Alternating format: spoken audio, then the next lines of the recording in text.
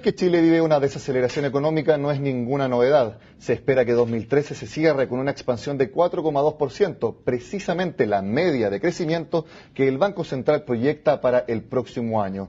Un 2014 que viene con gobierno nuevo, reforma tributaria y un ministro de Hacienda nuevo que tendrá que liderarla. Precisamente queremos hablar de balances y proyecciones con Eduardo Aninat, ex ministro de Hacienda del gobierno de Eduardo Frei Ruiz-Tagle. Eduardo, gracias por su tiempo en Agenda Económica. Muchas gracias por invitarme. Eduardo, se habla de desaceleración, no ninguna novedad. ¿Cuál es la desaceleración que usted cree que viene para Chile? ¿Moderada? ¿Un poco más brusca? Si cerramos 4,2% este año, más o menos será 4,2%, o sea, nos vamos a mantener. ¿Cuál es su expectativa? Mira, yo creo que esto va a ser como el ciclista que va en terreno avanzando hacia su meta.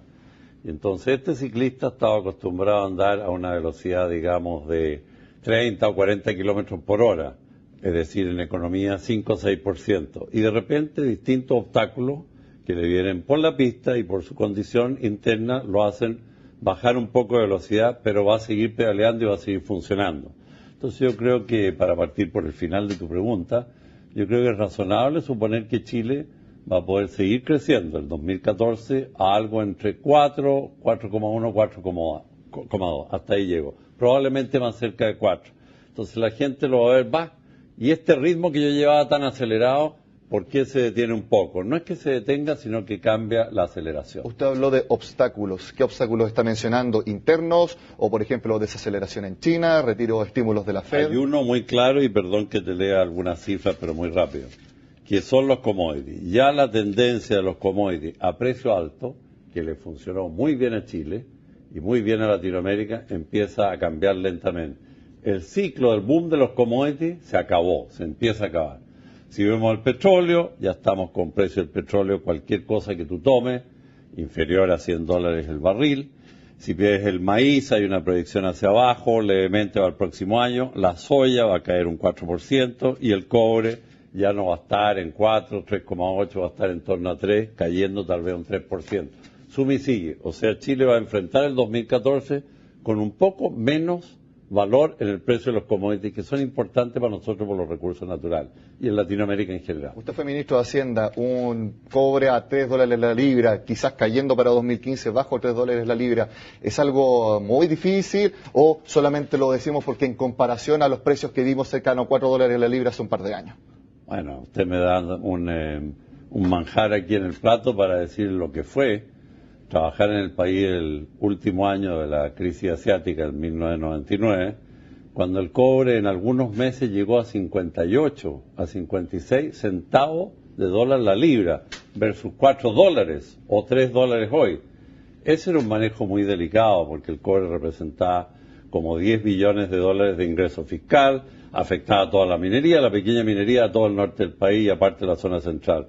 Entonces, bueno, no estoy prediciendo nada de eso, lo pasamos muy mal, ahí está el pelo blanco, pero sí estoy prediciendo que los altos precios de los commodities que le tocaron en la segunda mitad del lago, y después a partir de una parte de Bachelet y sobre todo el gobierno de Sebastián Piñera, esos ya no van a estar algo menores, y eso impacta ciertamente a varios sectores. ¿Qué sector cree usted que va a tirar el carro a la economía? Estamos viendo un cambio de la composición.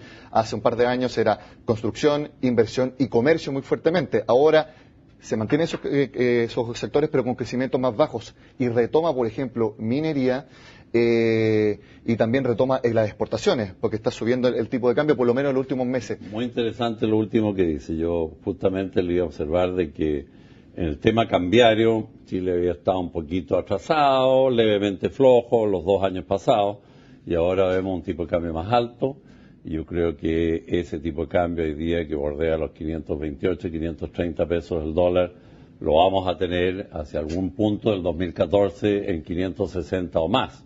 Todo eso le está dando un incentivo y un margen mayor a una gran cantidad de sectores exportadores, industriales, agrícolas, mineros y otros, sobre todo a las pymes exportadoras. Por lo tanto, el sector exportador, desde ese punto de vista, lo veo también más impulsado. Y yo creo que el comercio va a seguir muy fuerte. Hemos visto lo poco que todavía tenemos, pero las ventas de Navidad van fuerte, el turismo interno va fuerte, los servicios van fuerte, todo lo que es comercio y servicio sigue con una velocidad más de crucero y no se afecta por estas cosas más sectoriales de los commodities. Por lo tanto, eso es lo que va a mantener el piso de crecimiento en torno a 4%. No al 5, jamás al 6, pero 4. La última semana vimos una noticia que el mercado esperaba, pero no se sabía cuándo, que es el retiro del estímulo monetario de la Reserva Federal de Estados Unidos. Se mantiene la tasa de interés en su mínimo histórico y por mucho tiempo más, eso lo aseguraron, pero se empieza a reducir las compras mensuales de bonos de largo plazo. ¿Cómo puede impactar eso, por ejemplo, al crecimiento de Estados Unidos y también al crecimiento de la eurozona, que se ha empezado ya a pasar de los números rojos a los números azules, poco a poco, pero están retomando la senda del crecimiento? ¿Cómo puede impactar esa decisión a mantener esos números? Bueno, soy mucho más optimista de Estados Unidos y Canadá, en general de las Américas, que lo que soy todavía de Europa y particularmente de Europa continental. Tal vez por haber vivido ahí conozco un poco más la situación interna. Estados Unidos se ve bien respecto de mayor gasto de las familias, de las personas, se ha visto en distintas estadísticas, una baja en la tasa de desempleo consistente, no a lo que quieren llegar todavía, pero consistente, y un relativo mayor reordenamiento, muy parcial todavía, muy gradual en lo fiscal. Le agrego a la decisión que usted comentaba del FED, la decisión de los demócratas y los republicanos de no pelearse de nuevo por la situación fiscal y dar al menos una estabilidad fiscal para el 2014. Esos dos acuerdos vinieron juntos, o sea, el anuncio de la FED más lo fiscal. Y van encadenados porque de alguna manera el empezar a ser serio en lo fiscal le da más expectativas de estabilidad al propio Estados Unidos. Estados Unidos todavía sigue siendo la gran potencia mundial por tamaño del producto, trillones de dólares. Entonces ahí estamos ya pensando que Estados Unidos puede crecer a algo más de 2%. 2% en 15 trillones de dólares es una magnitud muy fuerte para el mundo. Europa más débil. Europa efectivamente, Alemania fuerte, los países nórdicos fuertes, Francia solo en 0%. Deja de caer, pero está plano. E Inglaterra un poco mejor. Hay de todo. Eduardo, usted habla de estabilidad fiscal en Estados Unidos. Y otro signo de estabilidad se da en nuestro país, ya que desde Hernán Vigi actualmente a Felipe Larraín solo hubo un ministro de Hacienda que dejó su cargo antes de terminar un periodo, que fue usted, pero porque faltando 3 meses para que terminara el gobierno de Eduardo Frei, usted fue al FMI. Me fui en el verano de la transición. ¿Por qué se da esa estabilidad en el cargo de ministro de Hacienda, pensando que Michelle Bachelet va a tener que designar a uno nuevo? Es un activo muy importante de nuestro país, usted que trabajó en el FMI y conoce las realidades de otro mundo. ¿Cuán importante es esta mantención de los ministros de Hacienda en prácticamente todos los gobiernos? Es muy importante por 3 razones, y le agradezco su pregunta. Primero, porque Chile es un país todavía en transición democrática, profundizando la democracia cada vez más, cada vez con más brío, en transición económica, hemos hecho reformas colosales, magníficas, el país es otro país, pero todavía falta, todavía no podemos llamarnos desarrollados, somos emergentes. Y tercero, el tema de las expectativas y la conformación interna de los equipos, esos 3. Entonces, ¿qué pasa? Yo puedo comparar ese periodo de estabilidad larga a los ministros de Hacienda, desde Vigi hasta el actual, Felipe Larraín, como usted bien indica, con solo un periodo en la historia de Chile moderno o republicano, siglo XIX, el ministro Rengifo. Rengifo duró como 10 años de ministro de Hacienda. Lo recuerdo muy bien porque está su cuadro pintado frente al escritorio de los ministros de Hacienda y a todos nos recuerda, con su rostro austero, que hay que ser prudente.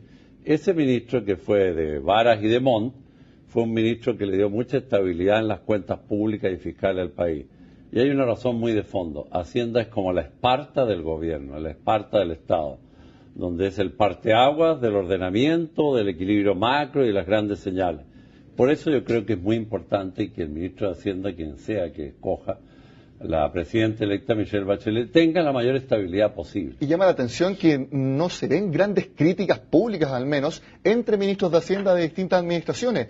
Es muy difícil encontrar alguna publicación o algo, o un ministro de Hacienda hablando de que este ministro en particular lo hizo mal, se equivocó. Ahí parece un pacto no escrito, o quizás simplemente no hay grandes críticas por la capacidad y las características que han tenido estos secretarios de Estado. Bueno, no crea, a puertas cerradas sí discutimos harto, dialogamos mucho y a veces muy intensamente. Yo por email todavía me carteo con 4 o 5 ministros de Hacienda y bueno, hay de todo. Y tenemos algunas diferencias de opinión.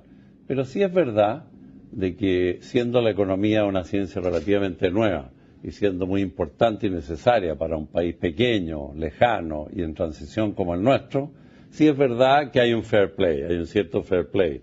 Y mientras más se mantenga mejor esta especie de club de la modernización, de alguna manera tiene que tener reglas. Ministro, exministro Eduardo Ninat, usted ya se lo preguntamos la semana pasada, ¿quién cree que podría ser el nuevo ministro de Hacienda? Usted dijo que no quiere quemar a nadie nombrándolo, pero cuénteme, ¿qué características debe tener pensando en que va a encontrar un país con una nueva reforma tributaria, como lo planteó Michelle Bachelet, y en desaceleración? ¿Cuáles son las características y el ojo que debiera tener este nuevo secretario de Estado?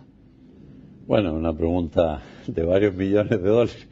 Yo creo que las características, para no mencionar ningún nombre, no me corresponde, de un ministro de Hacienda en la disyuntiva que viene y en la coyuntura que viene, tiene que ser primero de alta capacidad técnica, es decir, dominar el lenguaje económico y por lo menos tener muy claro el tema macroeconómico de los equilibrios. En segundo lugar, tener mucha destreza de anticipar, predecir, prevenir, alertar al país. Los ministros de Hacienda pasivos no existen o no son convenientes para el país. Y en tercer lugar, tener lo que se llama economía política. Más que un tecnócrata puro, tener capacidad de dialogar, ya sea al interior del gobierno con sus pares ministros, obviamente con la presidenta y sus asesores de la moneda, y con el Congreso. Eso es muy importante. Hemos visto en la historia ministros de Hacienda que se encapsulan, otros que conversan y dialogan con las mayorías parlamentarias y con las minorías parlamentarias, con los partidos, y eso es muy importante porque al final el ministro de Hacienda tiene que entender que con toda la técnica que domine es uno entre pares del sistema político de lo que es el Estado moderno y por lo tanto tiene que tener lenguaje y convencimiento y mucho pantalón. Esperemos que Michelle Bachelet le esté escuchando en estos momentos. Entonces, antes de terminar, Eduardo, usted ya, después de mucho tiempo viajando, viviendo en otros países, ya se quiere radicar acá en nuestro país nuevamente. Sí, definitivamente. Y tiene un nuevo hobby, se está dedicando bastante a la pluma. Bueno, si me permite un minuto, acabo de sacar el día jueves, en la tarde pasado, este librito, se llama Economía Desamparado. No es de economía, tal vez tenga una base de trasfondo, es una novela, plenamente una novela, muy corta, tiene esa ventaja, se lee rápido y transcurre en el Cusco, Perú, en la Serranía y en Manhattan, Nueva York. Lo recomiendo como pequeña lectura de verano si alguien quiere. Bueno, sin dudas, para quienes han seguido su carrera, su trayectoria, es una buena... Muchas gracias, vamos a leerlo entonces, una lectura liviana también para fin de año. Eduardo, le quiero agradecer por haber estado acá en el programa con este balance y proyecciones para este 2014 que se nos viene. Muchas gracias, Nicolás. Bueno, y con este análisis del ex ministro de Hacienda de Eduardo Frei Ruiz-Tagle terminamos esta primera edición de Agenda Económica de esta semana. Los invito a que sigan en CNN Chile.